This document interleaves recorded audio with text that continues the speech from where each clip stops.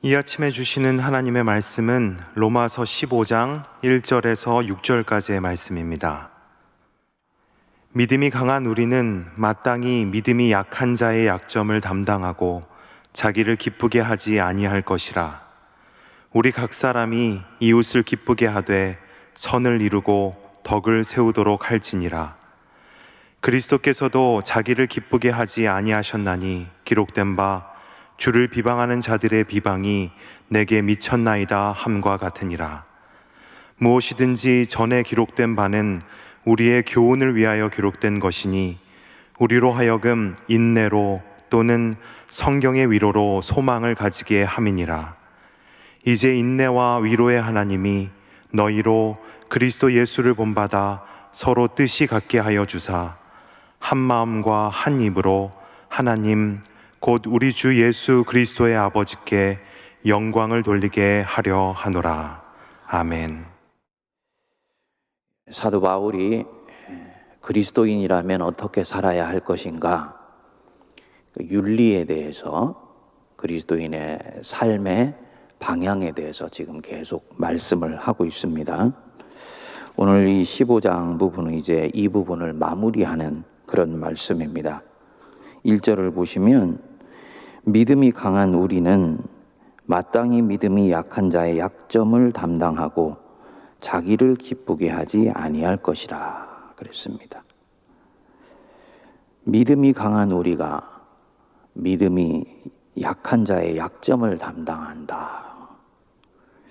한번 곱씹어 보시면 오늘 우리가 살고 있는 세태의 흐름과는 상당히 다르죠?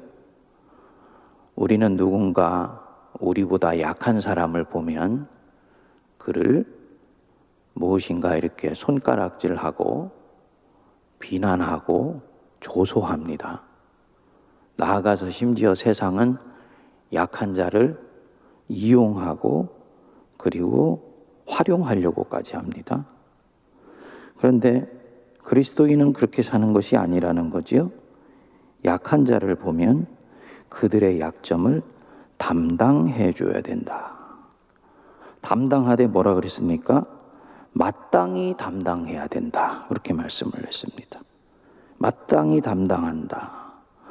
헬라 원어의 뜻으로는 돈이나 채무 따위를 빚지다 라는 뜻입니다.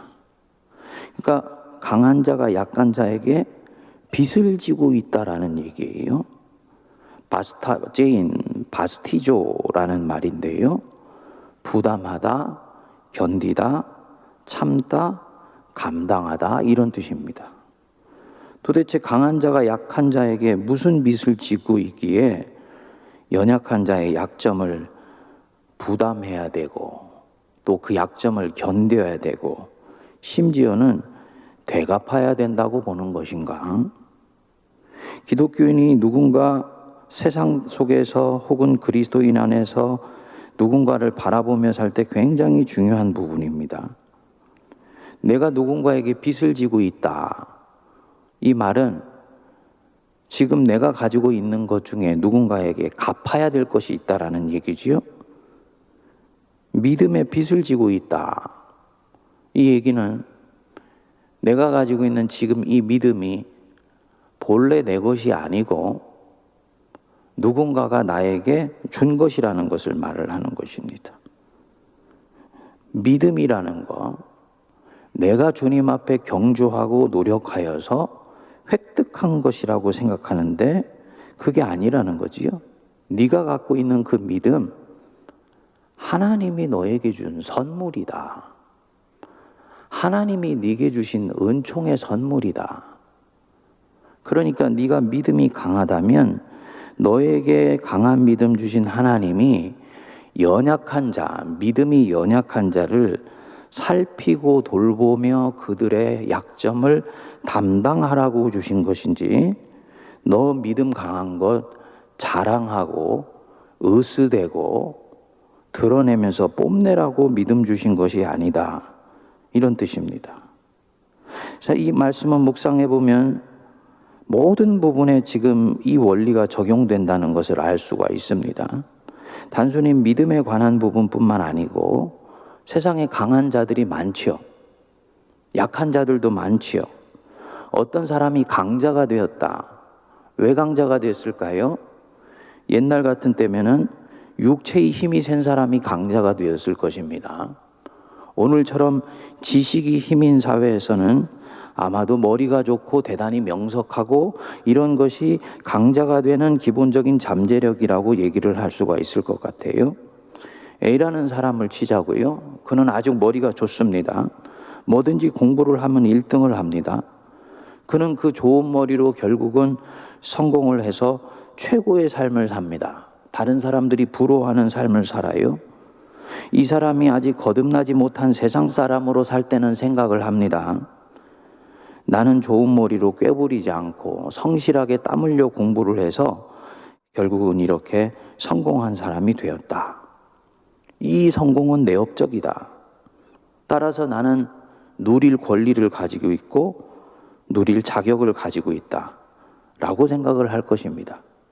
그는 자기가 부하로 부리는 B에 대해서, 자기보다 열등해 보이는 B에 대해서 생각을 합니다. 저 사람은 게으르고 연약해서 저렇게밖에 살지를 못해. 한여름철에 배짱이처럼 기타 치고 놀다가 땀 흘려 공부하고 일해야 될 때 결국은 자기의 욕구를 이기지 못하고 결국은 실력을 갖추지 못해서 중요한 때는 저렇게밖에 살지를 못하는 거야 라고 생각을 하는 거죠. 이렇게 생각하는 사람들이 있다면 이 사람은 세상은 강한 자가 약한 자를 다스리는 것이 당연하다고 생각을 할 것입니다. 사실은 보면 지금 우리가 살고 있는 이 문명 안에 움직이고 있는 핵심 정신이에요. 정치 질서, 경제 질서, 사회 질서 다 여기에 기반을 하고 있습니다. 내용으로 들어가 보면 일종의 진화론적 사고지요. 그것이 사회적 진화론이건 아니면은 생물학적 진화론이건 진화론적 사고입니다.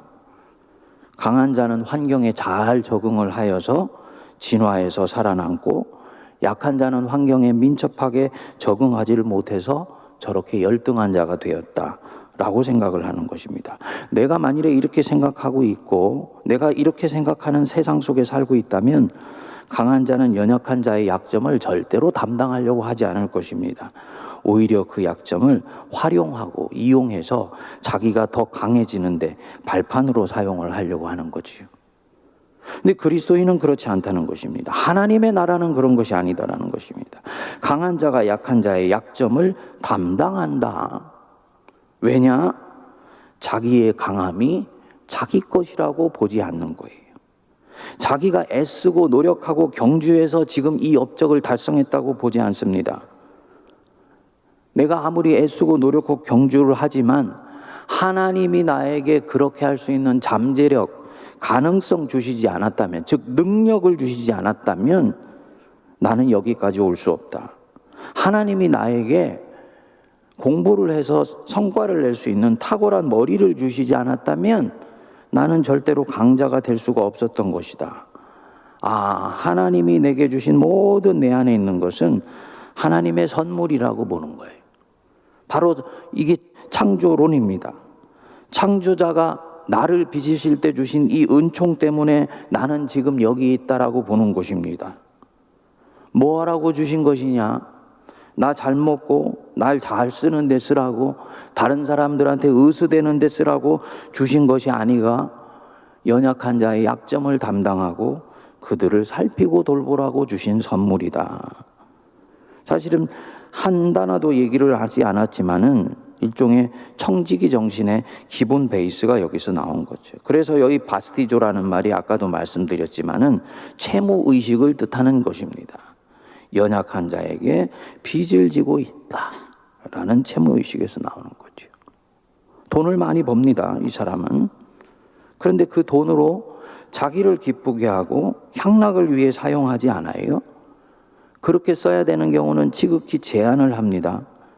약한 자를 살피고 돌보는데 사용을 하지요. 내가 많이 가진 거 너에게 나눠주는 거야 라고 절대로 생각하지 않습니다. 그들에게 오히려 빚을 지고 있다고 생각을 합니다. 하나님이 내게 주신 이 놀라운 은총의 선물, 이것은 주님이 내게 주신 축복이다. 하나님의 뜻은 명확한 것이다. 연약한 자의 약점을 담당하고 너를 기쁘게 하려고 하지 말아라 라고 이 사람은 믿습니다. 그래서 기쁘게 하는 대상이 누군지를 그 뒤에 2절 3절에 말씀을 한 것입니다.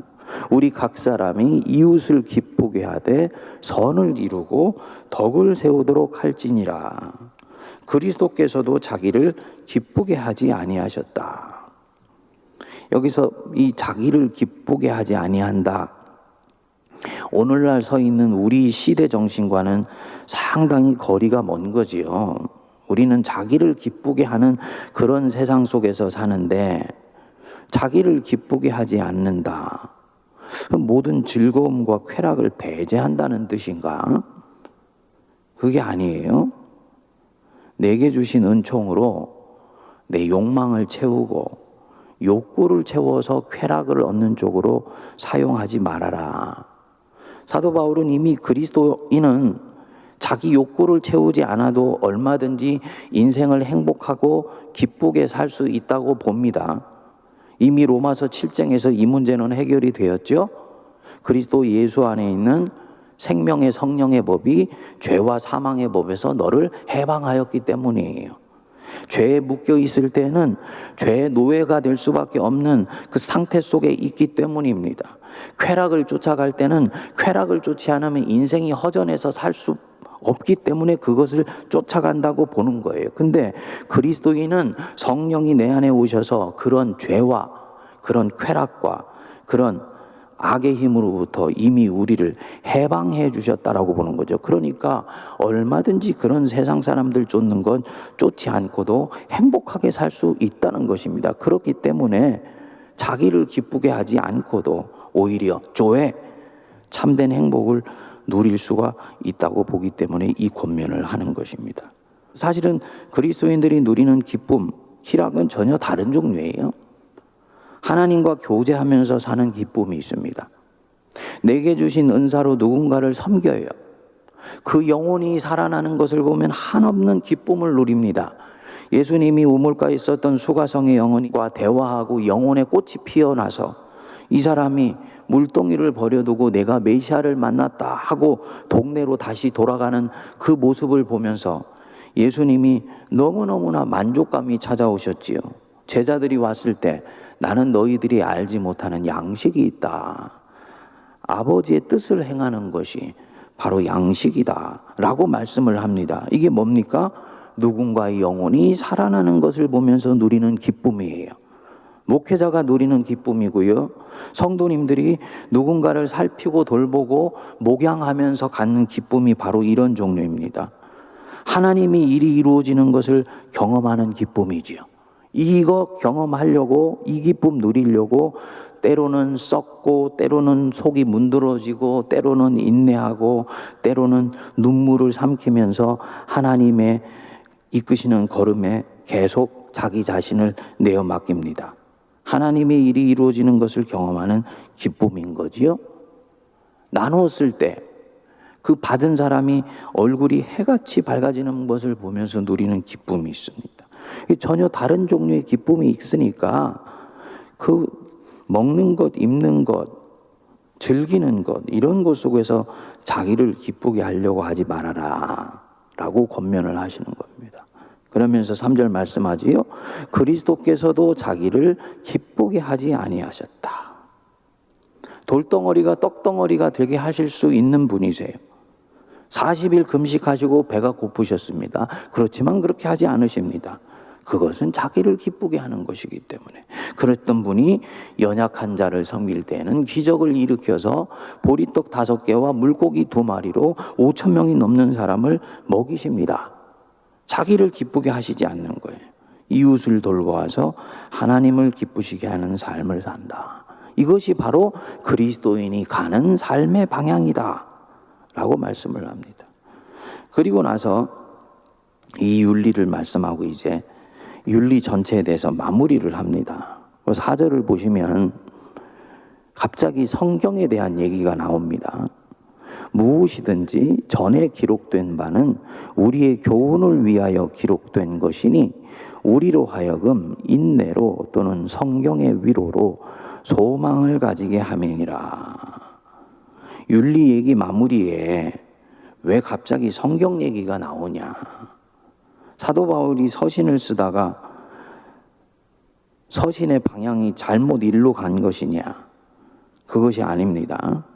이때까지 가만히 보시면 구체적인 세부 내용에 대해서, 그리스도인이 어떻게 살아야 되는지 세부 내용에 대해서는 말씀하지 않았어요.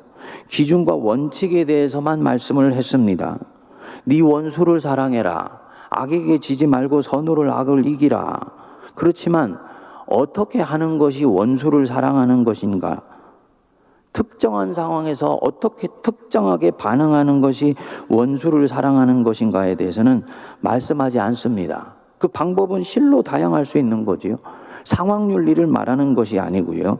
원수를 사랑하는 방법이 굉장히 다양할 수 있는 것입니다. 정상적인 사고를 하는 사람에게는 원수를 사랑해주고 품고 용납해 줌으로써 그의 머리에 숯불을 얹어놓지요. 그의 양심을 부끄럽게 함으로써 돌아오게 하는 것입니다. 근데 정신병에 걸려가지고 누군가를 자꾸 아프게 하고 힘들게 하는 사람이 있으면요, 정상인에게 사랑하는 것과 똑같은 방식으로 원수를 사랑할 수 없는 거지요. 그를 사랑하는 방법은 그가 적합하고도 합당한 치료를 받을 수 있도록 사회로부터 혹은 관계로부터 격리하여서 이 사람으로 하여금 건강한 치료를 받도록 병원으로 집어넣어 주는 것, 이것이 이 사람을 진정으로 사랑하는 방법이 될 것입니다. 그러니까 원수를 사랑하는 방법은 굉장히 상황에 따라서 다양할 수 있다. 그리고 사도 바울은 세부적인 상황에서 어떻게 할지는 전혀 말씀을 안 하고 이때까지 원리만 말씀을 한 것입니다. 그럼 세부적인 상황에서 어떻게 할지는 무엇으로 할 수가 있는 것이냐?